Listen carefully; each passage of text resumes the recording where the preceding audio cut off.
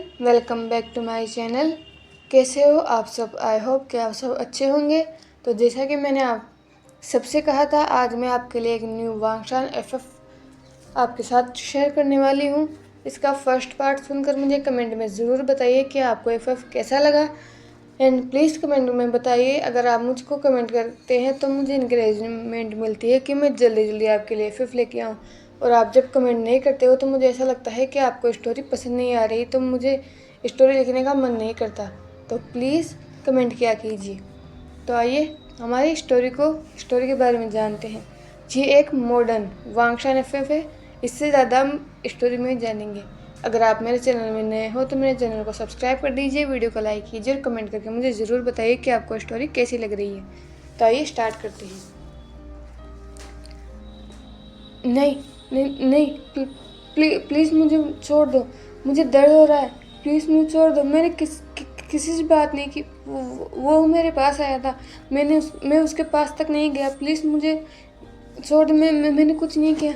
नहीं नहीं, प्लीज़ नहीं नहीं नहीं। एक पर्सन अपने इस भयानक नाइटमेयर से उठता हुआ बेड पर बैठ जाता है। उस पर्सन की आंखों में आंसू थे जो उसके चीख से होते हुए नीचे गिर रहे थे। वो गहरी गहरी सांसें ले रहा था। उसके फेस पर डर साफ साफ देखा जा सकता था। उसने उन्हीं डरी हुई आंखों से रूम में देखा और रूम को देखकर जैसे उसे रिलीफ फील हुआ। वो पर्सन बेड से उतरता है और बाथरूम में फ्रेशन अप होने के लिए चला जाता है। लगभग आधे घंटे बाद वो पर्सन अपनी वेस्ट के राउंड ऊन टॉवल रैप करके बाथरूम से बाहर आता है और अपने अक्स को मिरर में देखता है। और एक पल के लिए तो वो अपने ही आप को ही देखकर डर जाता है, क्योंकि उसके पूरे शरीर पर मार्क्स थे। उसकी उस डेलिकेट मिल्की वाइट स्किन पर पर्पल मार्क्स थे। उस पर्सन की आंखें खाली थी। ये पर्सन वी वुशन है, वी फेंग मैन और वी यू का सेकंड चाइल्ड। इसे सब प्यार से विंग बुलाते हैं। लेकिन क्या इसकी ज़िंदगी में प्यार की कोई जगह है? बिल्कुल नहीं। विंग अपने पेरेंट्स का सेकंड चाइल्ड है। विंग से 6 साल बड़ा उसका भाई है जिसका नाम वी चेंग है, जो अभी वी एम्पायर का सीईओ है। जब तक विंग 14 साल का था तब तक सब ठीक था। विंग के पेरेंट्स उससे बहुत प्यार करते थे। विंग वी फैमिली की आंखों का तारा था और वी चेंग विंग को लेकर बहुत प्रोटेक्टिव था, और वो आज भी हैं। उस समय तक विंग जिस चीज़ पर अपना हाथ रखता वो चीज़ विंग को पलक झपकते ही मिल जाती। वीस चाइना के टॉप 10 बिजनेसमैन में से एक हैं, तो उनके पास वेल्थ की कोई कमी नहीं है। विंग बिल्कुल किसी प्रिंस की तरह रहता था। वो एक एंजल था। भले ही उसके फैमिली वालों ने उसे कितना ही स्पॉइल किया हो, वो सबके लिए पोलाइट था। उस घर में सब लोग उससे प्यार करते थे, लेकिन विंग को नहीं पता था कि उसकी लाइफ इतनी चेंज हो जाएगी। जब विंग 14 साल का हुआ तब उसका एक ऐसा राज सबके सामने आया जिसके बाद विंग के पेरेंट्स उससे नफरत करने लगे। लेकिन उन्हें विंग को देखकर डिस्गस्ट फील होता था। पर उसमें विंग की क्या गलती थी? विंग का 14 बर्थडे वीस ने बहुत ही धूमधाम से मनाया, लेकिन उसके बर्थडे के दूसरे दिन विंग जब उठा तो उसे अपने पेट में बहुत ज़ोर से दर्द हुआ। वो दर्द बहुत ज़्यादा था कि विंग बहुत बुरी तरह से चिल्ला रहा था। उसकी चीख की आवाज़ सुनकर विंग की फैमिली उसके रूम में आई। विंग की मदर ने विंग से उसके चिल्लाने की वजह पूछी, लेकिन लिटिल विंग के दर्द की वजह से कुछ बोल ही नहीं पा रहा था। लेकिन जिस तरह से विंग ने अपने पेट को पकड़ रखा था और अब उसके पेरेंट्स समझ गए थे, इसलिए जियांग फिंग मैन ने तुरंत विंग को अपनी गोद में उठाया और वो उसे लेकर रूम से बाहर जाने वाले थे। लेकिन मैडम यू की एक डरी हुई आवाज़ उन्हें सुनाई देती है। आवाज़ सुनकर जब वो वहाँ देखते हैं जहाँ मैडम यू इशारा कर रही थी, वो भी डर जाते हैं, क्योंकि जिस जगह विंग बैठा था उस जगह की बेडशीट पर ब्लड था। दोनों ही तुरंत विंग को हॉस्पिटल ले जाते हैं। उस समय वी चेंग अपने कॉलेज में था।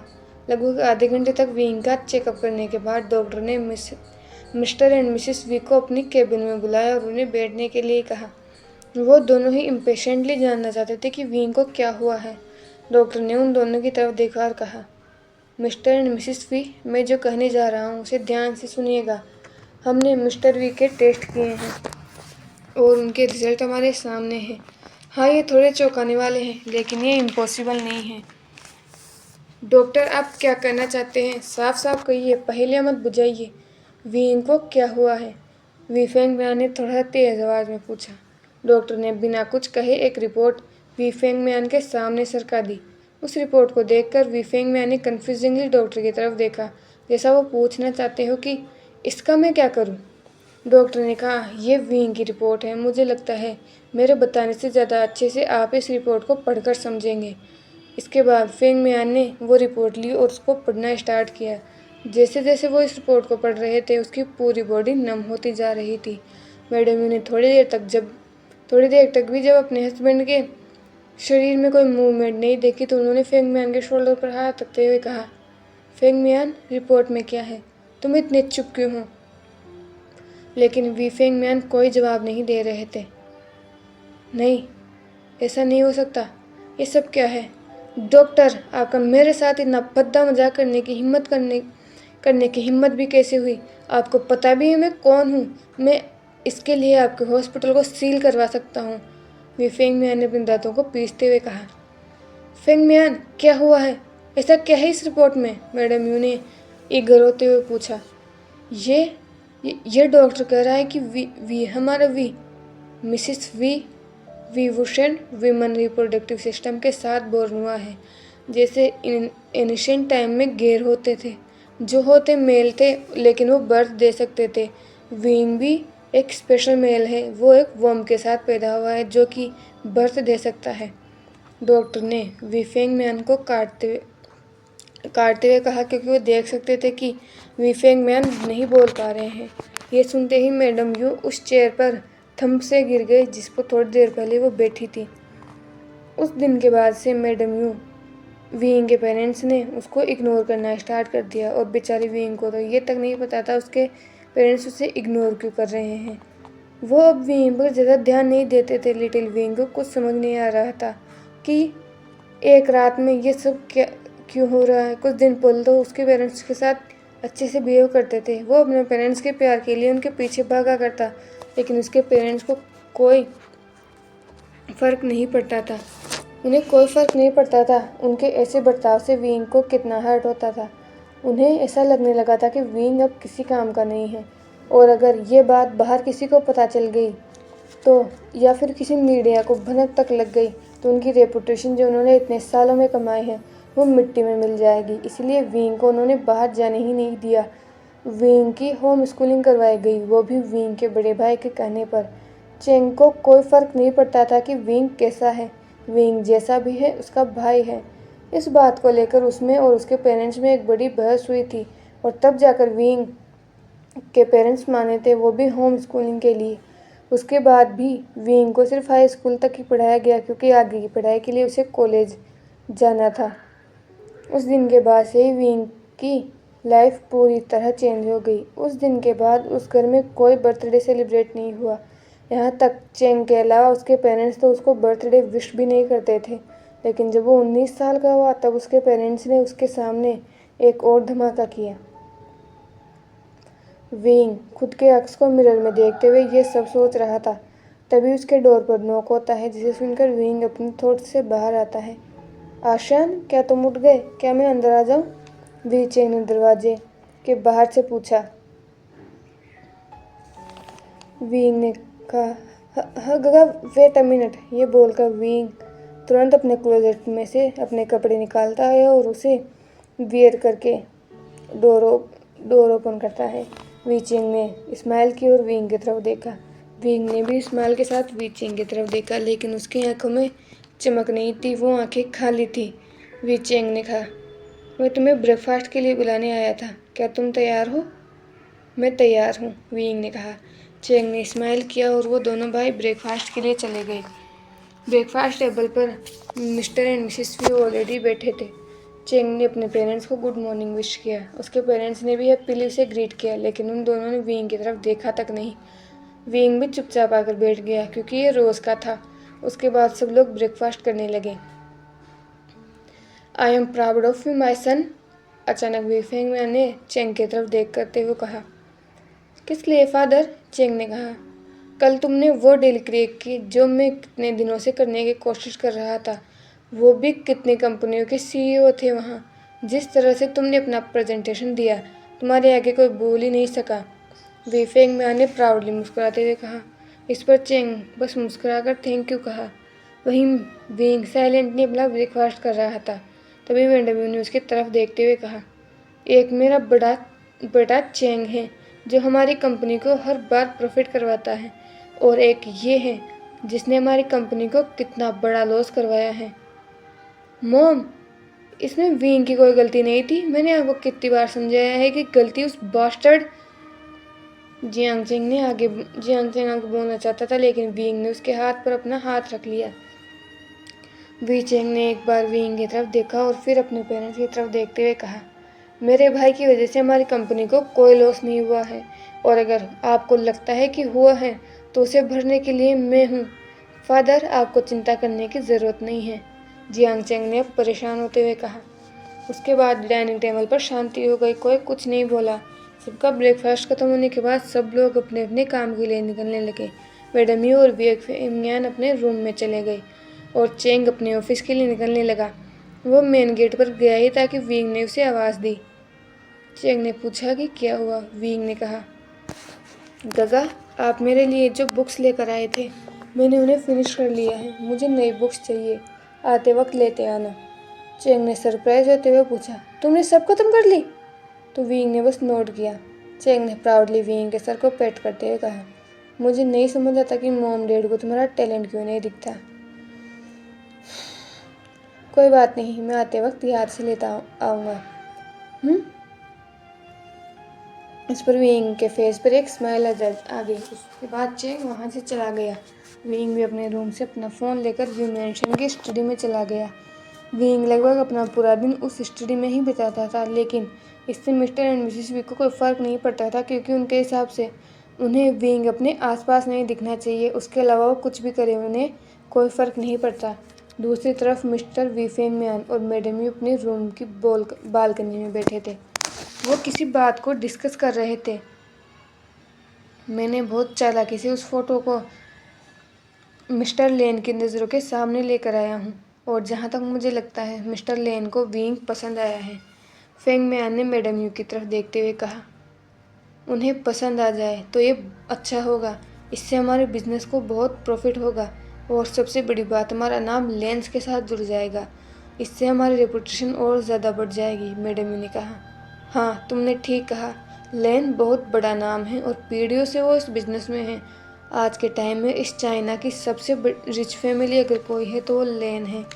वी फेंग मैन ने मैडम यू से कहा, मैं भी यही उम्मीद करती हूँ कि बस विंग मिस्टर लेन के छोटे बेटे को पसंद आ जाए। मैडम यू ने कहा, चिंता मत करो, जहाँ तक मुझे लगता है वो उसे पसंद करता है। मैंने पहले भी लेन से ही रिश्ता जोड़ने के बारे में सोचा था, लेकिन तब हम इतने पावरफुल नहीं थे। फेंग मैन ने कहा, थोड़ी देर तक उन दोनों में से कोई कुछ नहीं बोलता, पर क्या तुम्हें लगता है कि पहले जो भी हुआ उसके बाद वो शादी के लिए मानेगा?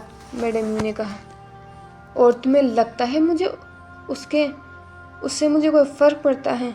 बिल्कुल नहीं। बस एक बार चेंग बिजनेस ट्रिप पर चला जाए और लेंस को वो पसंद आ जाए तो मैं कैसे भी करके 1 हफ्ते के अंदर उन्हें इस मैरिज के लिए मना लूँगा।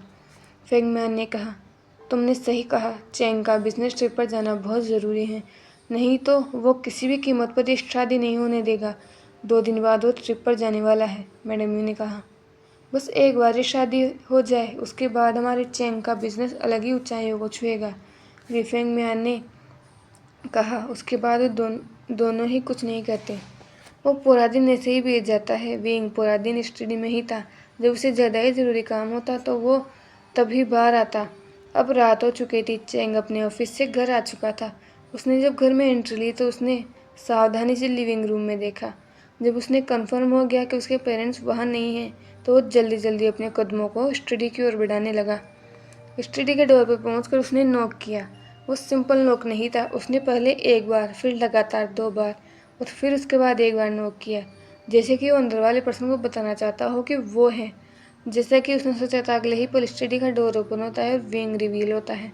विंग जैसे ही चेंग को देखता है, उसके फेस पर एक प्यारी सी स्माइल जाती है। चेंग अंदर चला जाता है। विंग होपफुल आई से चेंग की तरफ देख रहा था। चेंग भी समझ सकता था कि विंग उसे ऐसे क्यों देख रहा है, लेकिन चेंग ने उसे टीज करने की सोची। इसीलिए उसने एक कंफ्यूज फेस बनाते हुए कहा, क्या हुआ, तुम मुझे ऐसे क्यों देख रहे हो, क्या तुम्हें कुछ चाहिए? विंग ने जब ये सुना तो उसने कहा, गागा, क्या मैंने आपको सुबह जो कहा था आप उसे भूल गए? तुमने क्या कहा था? लगता है मैं भूल गया, चेंग ने नाटक करते हुए कहा। गगा, मैंने आपको मेरी बुक्स लाने के लिए कहा था, आप भूल गए, विंग ने अनोय होते हुए कहा। चेंग थोड़ी देर तक अपना वही सीरियस और कंफ्यूज्ड फेस बनाए रखा, लेकिन जब उसने देखा कि विंग अब सच में परेशान हो रहा है, उसने अपने बैग से विंग की बुक्स निकाल दिए, कहा, ठीक है, आई एम सॉरी, मैं बस मजाक कर रहा था, ये रही तुम्हारी बुक्स, ये लो। विंग ने जैसे ही बुक्स को देखा, उसके फेस पर एक बहुत बड़ी स्माइल आ गई और आंखों में चमक। वो पाउट करते हुए कहता है, गगा इज मीन। इस पर चेंग बस मुस्कुरा कर रह जाता है। विंग ने उन बुक्स को लेकर वहाँ एक टेबल पर रखा जो वहीं रखी हुई थी। चेंग ने जब ये देखा तो उसके फेस पर फ्रोन आ गया। वो विंग के पास गया और उसने वो बुक्स लेकर, वहाँ एक हिडन अलमारी थी जिसे विंग और चेंग के अलावा कोई नहीं जानता था, वहाँ वो उन बुक्स को वहाँ रख देता है और विंग की तरफ देखते हुए कहता है, अब और नहीं, चलो अब डिनर करके सोने जाओ, समझे? चेंग ने स्टर्नली कहा। विंग ने बस नोट किया और फिर दोनों भाई डिनर के लिए चले गए। विंग के लिए वो डिनर पीसफुल नहीं था, अगेन वही ताने। डिनर के बाद विंग अपने रूम में चला गया और शावर लेने के बाद थका हुआ होने की वजह से सो गया। अगला दिन विंग के लिए सेम ही था। अभी सभी लोग डिनर कर रहे थे, अचानक वीफेंग मियाँ ने पूछा, जिसके फेस पर एक अलग ही खुशी थी, चेंग, कल तुम बिजनेस ट्रिप पर जा रहे हो, है ना? चेंग जो खाना खा रहा था वो रुक गया और अपने फादर की तरफ देखते हुए कहा, हाँ फादर, तुम 3 वीक्स के लिए जा रहे हो, है ना? वीफेंग मैन ने पूछा। चेंग ने बस नोट किया। यह सुनकर वीफेंग मैन और मैडम यू दोनों के फेस पर स्माइल आ जाती है, लेकिन विंग परेशान हो जाता है क्योंकि एक चेंग ही था जो इस घर में उससे बात करता था, उसकी केयर करता था, वो भी 3 वीक्स के लिए जा रहा था। विंग सैड हो गया था। डिनर के बाद विंग अपने कमरे में चला जाता है और सो जाता है। अगली सुबह चेंग जल्दी ही बिजनेस ट्रिप पर चला जाता है। जाने से पहले वो विंग से ज़रूर मिलकर जाता है। उसे जाता देखकर मिस्टर एंड मिसेस भी बहुत ज़्यादा खुश हो रहे थे। आखिरकार सब कुछ उनके प्लान के मुताबिक हो रहा था। विंग हमेशा की तरह अपनी स्टडी में चला जाता है। रात में वीफेंग मियान और मैडम यू और विंग डाइनिंग टेबल पर बैठे थे। वहाँ पर बिल्कुल साइलेंस था, कोई कुछ नहीं बोल रहा था। तभी अचानक वीफेंग मियान ने विंग की तरफ देखते हुए कहा, मैंने तुम्हारी शादी तय कर दी है, 1 हफ्ते बाद तुम्हारी शादी है। तो है गाइस, आज के लिए बस इतना ही। प्लीज़ मुझे कमेंट करके बताइए कि आपको ये FF कैसा लगा और मिलते हैं नेक्स्ट पार्ट में कल। Thank you for watching.